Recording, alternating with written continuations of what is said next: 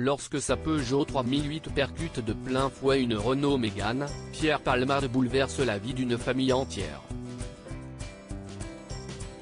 Nous sommes le 10 février 2023 sur la D372, en Seine-et-Marne.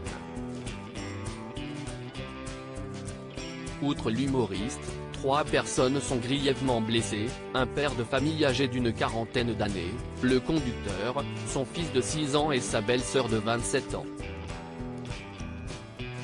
Enceinte d'une petite fille, cette dernière perdra son bébé à la suite de la collision. Les résultats de l'autopsie indiqueront que l'enfant serait né viable et vivant. Le petit garçon, prénommé Devrim, est finalement sorti de l'hôpital Necker, Paris, à la fin du mois de février avec de multiples fractures à la mâchoire et reprit les cours en matinée. Ça lui fait du bien de retourner à l'école et de voir ses amis et pas seulement sa mère, ses frères, son oncle et son cousin. Confiait un proche de la famille interrogé par Le Parisien.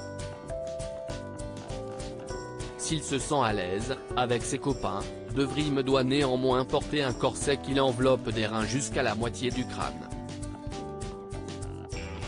Pour l'instant il n'est plus comme avant, déplore son cousin Omer Yacout sur BFM TV. La blessure rend notamment difficile l'ingestion d'aliments. Très fatigué, le jeune enfant présente encore un problème au cou et au cervical. L'état inquiétant de sa mâchoire va le contraindre à retourner à l'hôpital dans les prochaines semaines pour subir une nouvelle intervention chirurgicale, nous apprennent nos confrères de BFM TV. Cette douleur horrible qui a frappé le petit garçon gravement blessé Devrim n'est plus un enfant comme les autres. Il rentre chez lui pour prendre ses médicaments, on lui fait faire des exercices de kiné pour sa mâchoire et ses dents, raconte son cousin. Son oncle Erjan Yacout se souvient, quand je l'ai emmené voir son père à l'hôpital et qu'il l'a découvert dans cet état, il était tellement choqué qu'il est resté paralysé. Malgré cette intervention chirurgicale, le papa de Devrim ne peut toujours pas quitter l'hôpital Beaujon, Clichy. Erjan Yacout poursuit, son père lui aussi s'est mis à pleurer, si est une douleur tellement horrible que je n'ai pas pu laisser le petit voir son père dans cet état plus longtemps.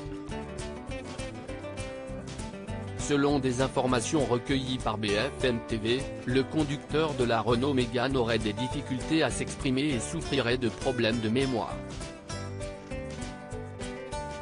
Son avocat, Mourad Batik, avançait fin février qu'il devrait prendre des médicaments toute sa vie.